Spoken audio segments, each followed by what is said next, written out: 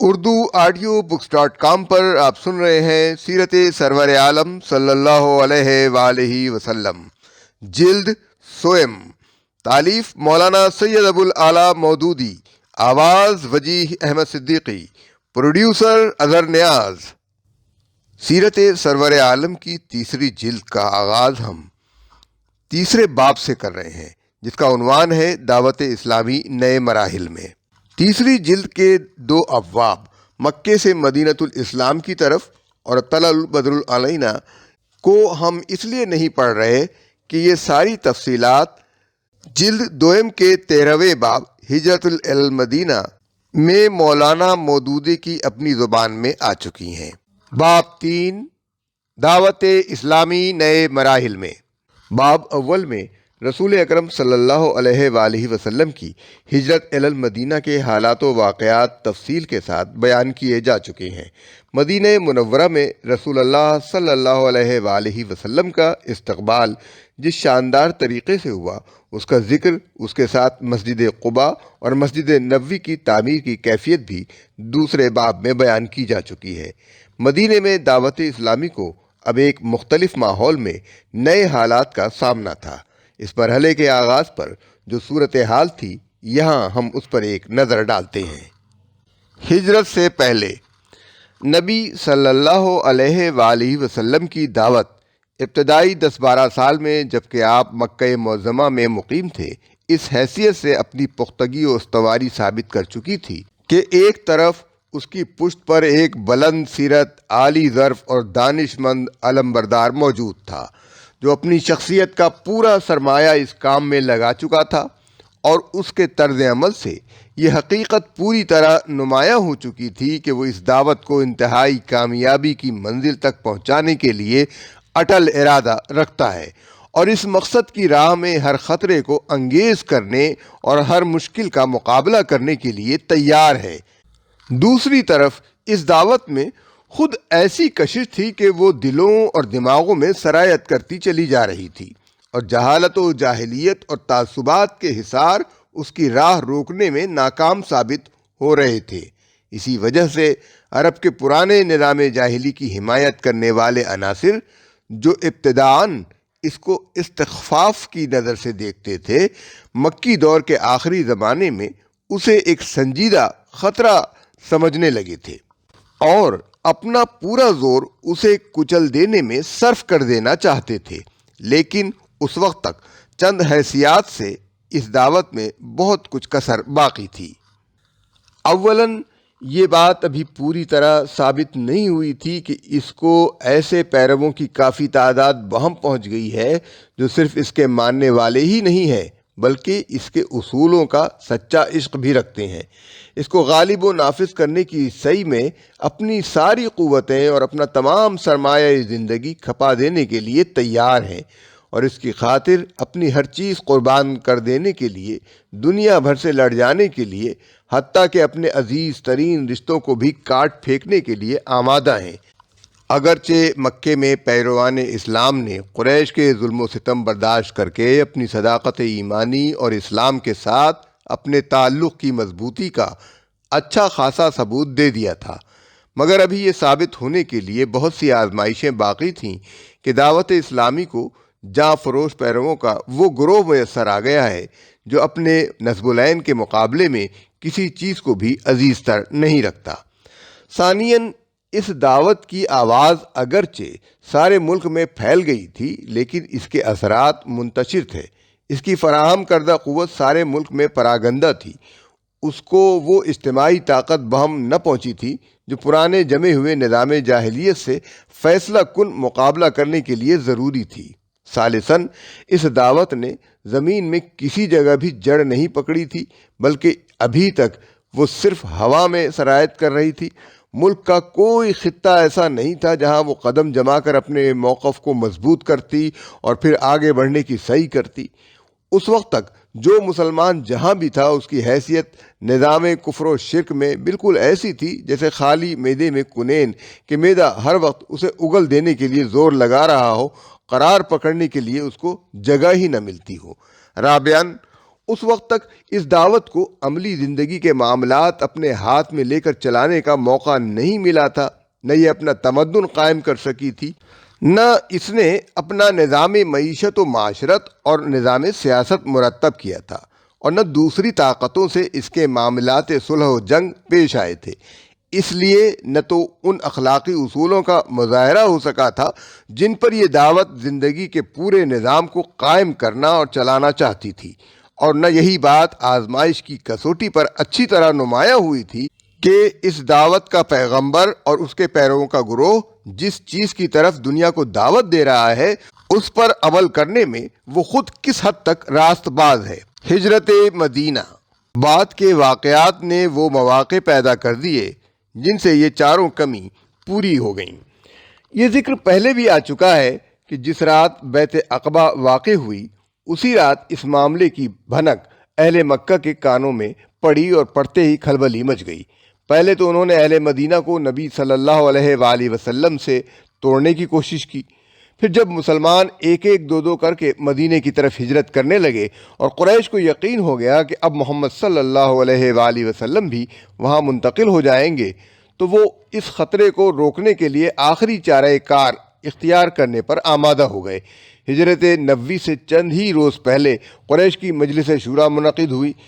جس میں بڑی رد و قت کے بعد آخر کار یہ طے پا گیا کہ بنی ہاشم کے سوا تمام خانوادہ ہائے قریش کا ایک ایک آدمی چھانٹا جائے، اور یہ سب لوگ مل کر محمد صلی اللہ علیہ وآلہ وسلم کو قتل کریں، تاکہ بنی ہاشم کے لیے تمام خاندانوں سے تنہا لڑنا مشکل ہو جائے، اور وہ انتقام کے بجائے خوں بہا قبول کرنے پر مجبور ہو جائے۔ لیکن خدا کے فضل اور نبی صلی اللہ علیہ وآلہ وسلم کے اعتماد علی اللہ اور حسن تدبیر سے ان کی یہ چال ناکام ہو گئی، اور حضور صلی اللہ علیہ وآلہ وسلم بخیریت مدینہ پہنچ گئے۔ دو طرفہ تدابیر۔ جب قریش کو ہجرت سے روکنے میں ناکامی ہوئی تو انہوں نے مدینے کے سردار عبداللہ بن ابی، جسے ہجرت سے پہلے اہل مدینہ اپنا بادشاہ بنانے کی تیاری کر چکے تھے اور جس کی تمناؤں پر حضور صلی اللہ علیہ وآلہ وسلم کے مدینہ پہنچ جانے اور اوس و خزرج کی اکثریت کے مسلمان ہو جانے سے پانی پھر چکا تھا، خط لکھا: تم لوگوں نے ہمارے آدمی کو اپنے ہاں پناہ دی ہے،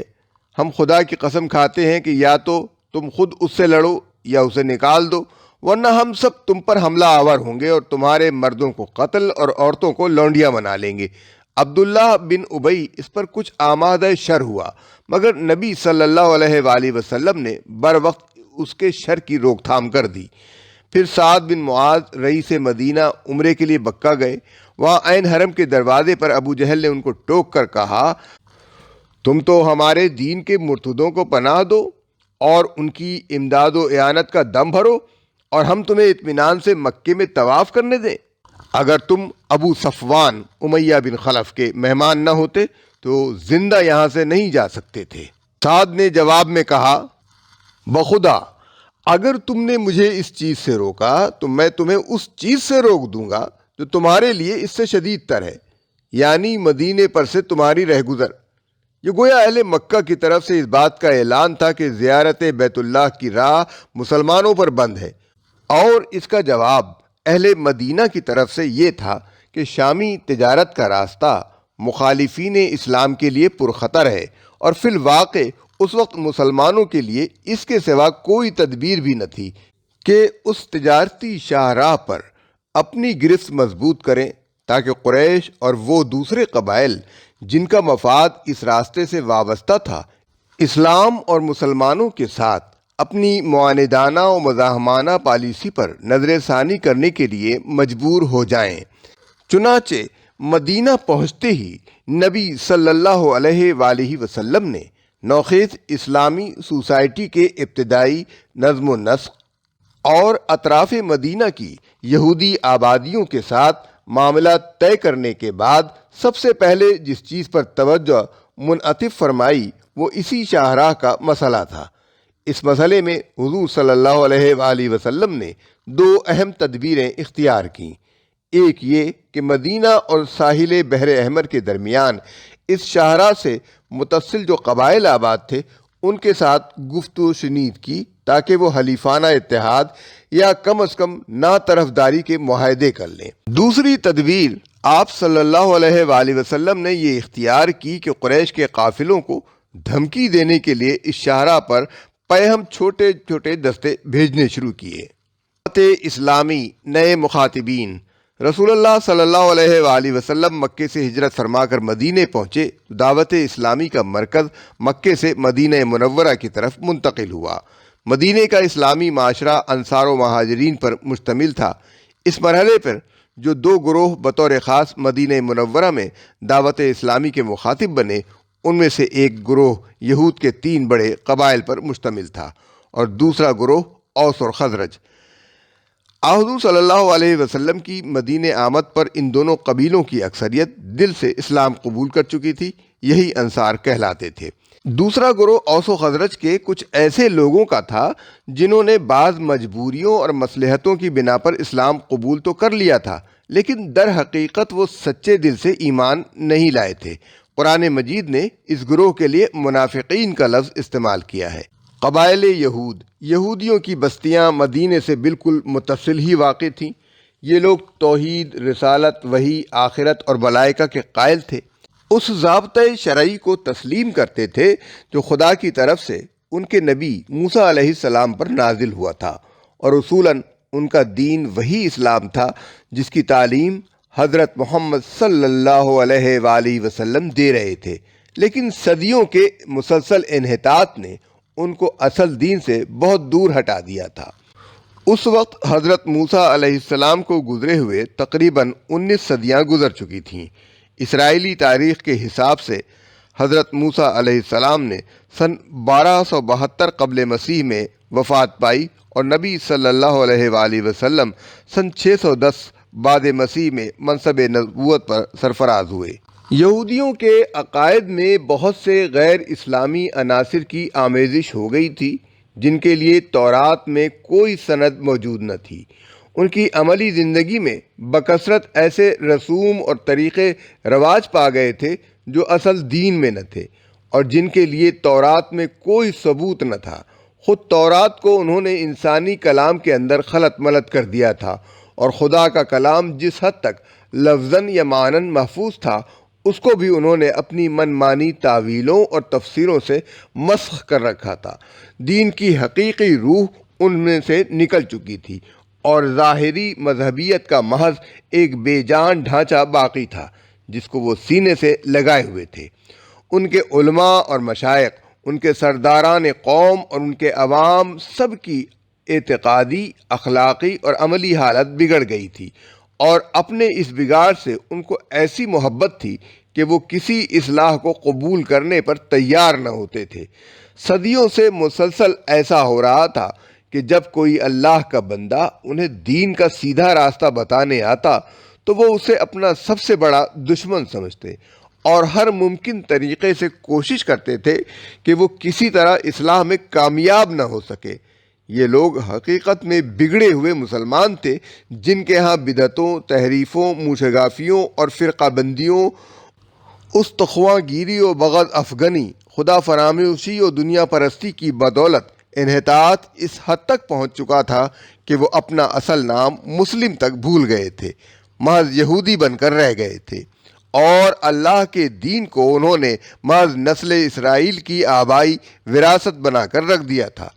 پس جب نبی صلی اللہ علیہ وآلہ وسلم مدینے پہنچے تو اللہ تعالیٰ نے آپ کو ہدایت فرمائی کہ ان کو اصل دین کی طرف دعوت دیں۔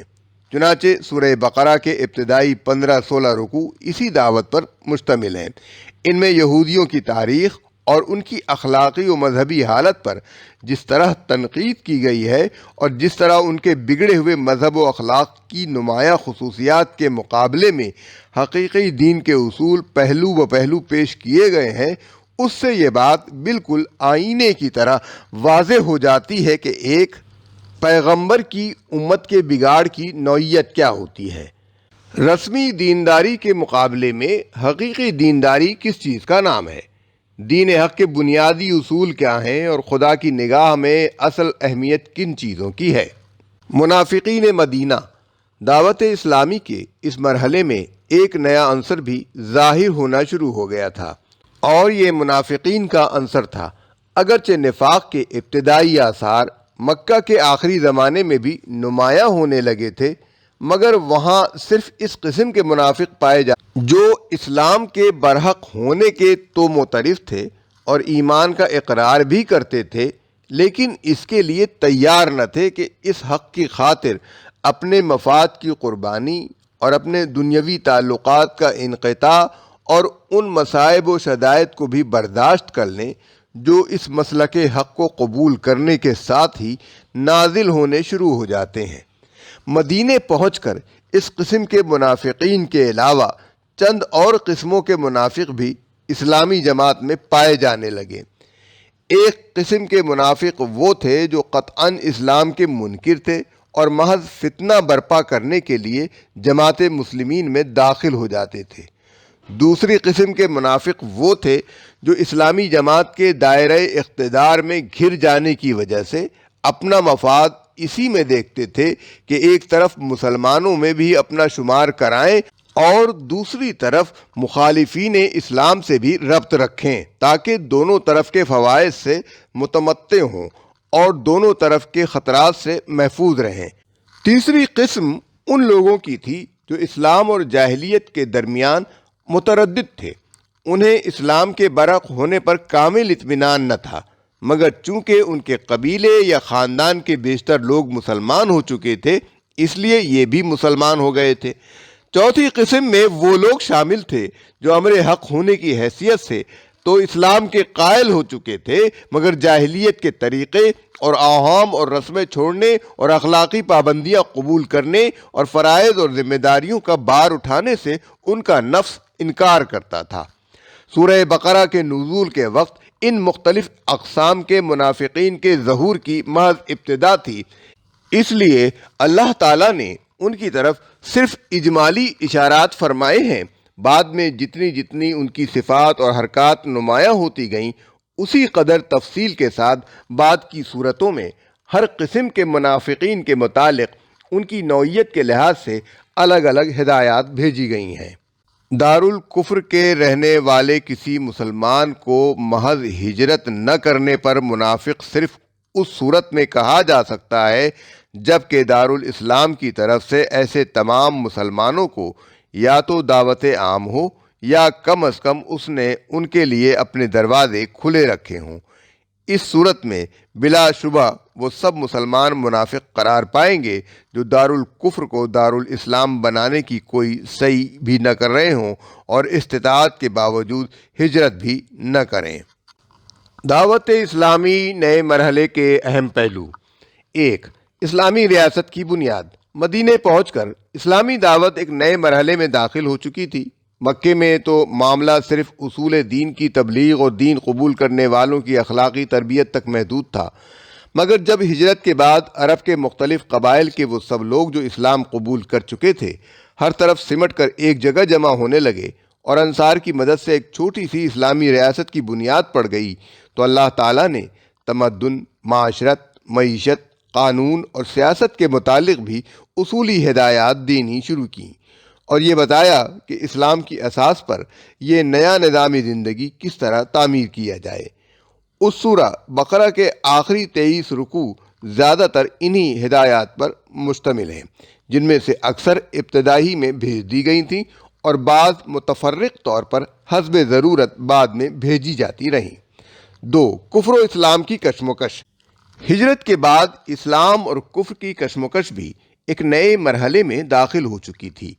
ہجرت سے پہلے اسلام کی دعوت خود بخود کفر کے گھر میں دی جا رہی تھی اور متفرق قبائل میں سے جو لوگ اسلام قبول کرتے تھے وہ اپنی اپنی جگہ رہ کر ہی دین کی تبلیغ کرتے اور جواب میں مصائب اور مظالم کے تختہ مشق بنتے تھے۔ مگر ہجرت کے بعد جب یہ منتشر مسلمان مدینے میں جمع ہو کر ایک جتھا بن گئے اور انہوں نے ایک چھوٹی سی آزاد ریاست قائم کر لی تو صورتحال یہ ہو گئی کہ ایک طرف ایک چھوٹی سی بستی تھی اور دوسری طرف تمام عرب اس کا استیصال کر دینے پر تلا ہوا تھا۔ اب اس مٹھی بھر جماعت کی کامیابی کا ہی نہیں بلکہ اس کے وجود و بقا کا انحصار بھی اس بات پر تھا کہ اولاً وہ پورے جوش و خروش کے ساتھ اپنے مسلک کی تبلیغ کر کے زیادہ سے زیادہ لوگوں کو اپنا ہم عقیدہ بنانے کی کوشش کرے۔ ثانیاً وہ مخالفین کا برسر باطل ہونا اس طرح ثابت و مبرہن کر دے کہ کسی ذی عقل انسان کو اس میں شبہ نہ رہے۔ ثالثاً بے خانمہ ہونے اور تمام ملک کی عداوت و مزاحمت سے دوچار ہونے کی بنا پر فقر و فاقے اور ہمہ وقت بے امنی و بے اطمینانی کی جو حالت ان پر طاری ہو گئی تھی اور جن خطرات میں وہ چاروں طرف سے گھر گئے تھے،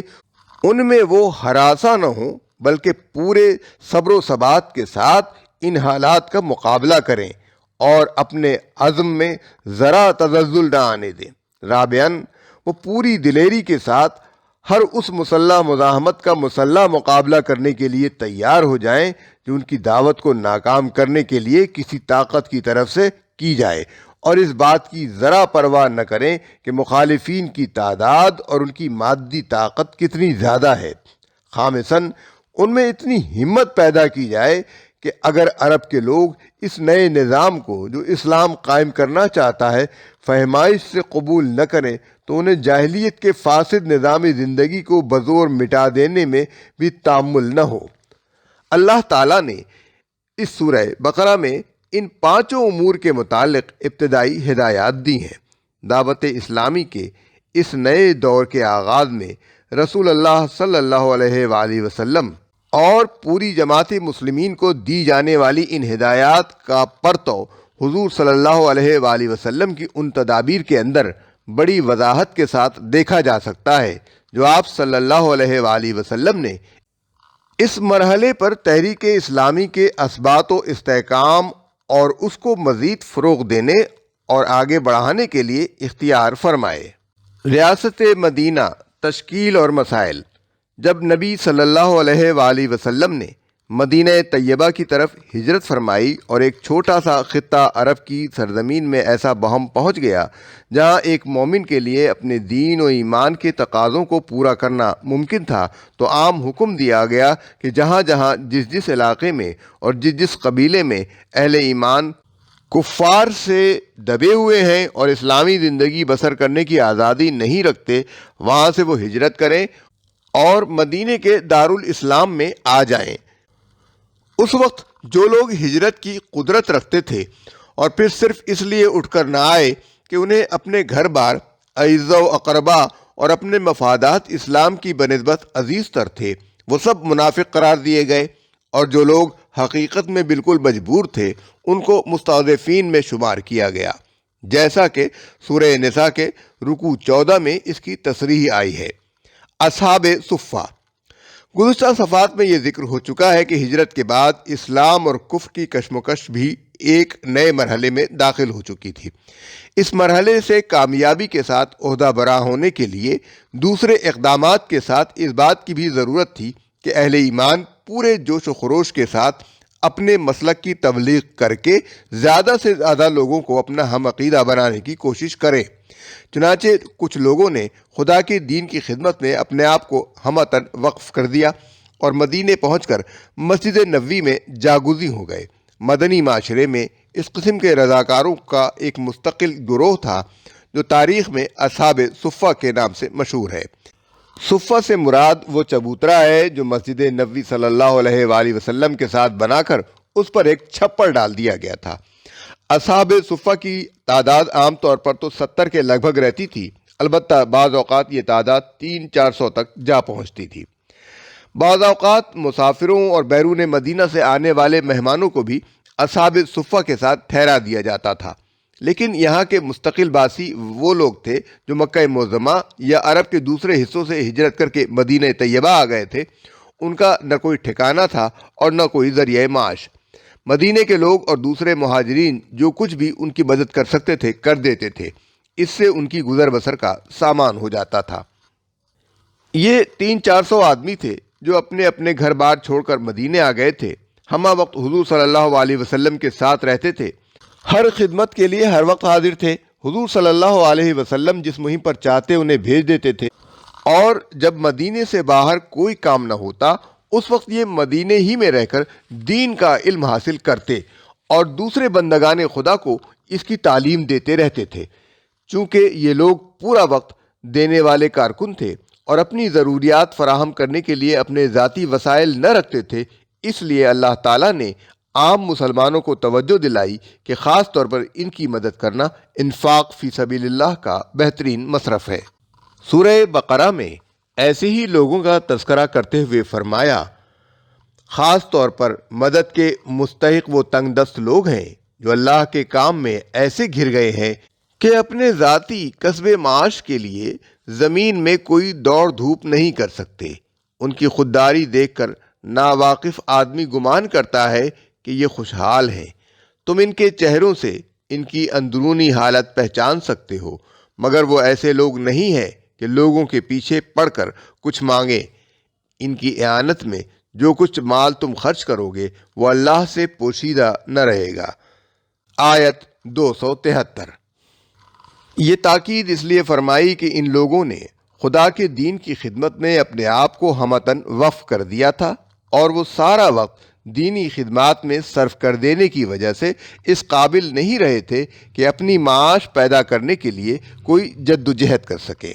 اس اعتبار سے صفہ ایک پناہ گاہ تھی، مگر اس کے ساتھ ہی اس کی حیثیت ایک مدرسے اور تربیت گاہ کی بھی تھی۔ اب دیکھیے کہ اس درسگاہ میں رسول اللہ صلی اللہ علیہ وآلہ وسلم کا طریقہ تربیت کیسا انوکھا تھا۔ حضرت عقبہ بن عامر رضی اللہ عنہ بیان کرتے ہیں کہ ایک روز جب کہ ہم صفہ میں بیٹھے تھے، رسول اللہ صلی اللہ علیہ وآلہ وسلم اپنے حجرہ مبارک سے نکل کر تشریف لائے اور آپ صلی اللہ علیہ وآلہ وسلم نے فرمایا، تم میں سے کون یہ چاہتا ہے کہ وہ ہر روز بطحان یا عتیق جائے؟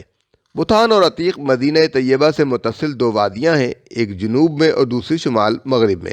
اس زمانے میں ان دونوں مقامات پر اونٹوں کی فروخت کی منڈی لگا کرتی تھی۔ تو رسول اکرم صلی اللہ علیہ وآلہ وسلم نے فرمایا،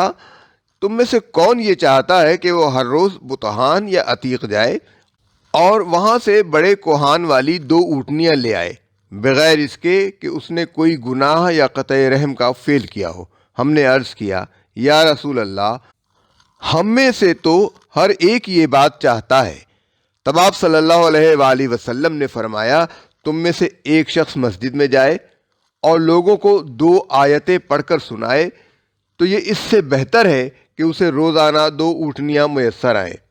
اگر وہ 3 آیتیں پڑھ کر سنائے تو یہ 3 اونٹنیاں مل جانے سے بہتر ہے۔ اگر 4 آیتیں پڑھ کر سنائے تو یہ 4 اونٹنیاں مل جانے سے بہتر ہے۔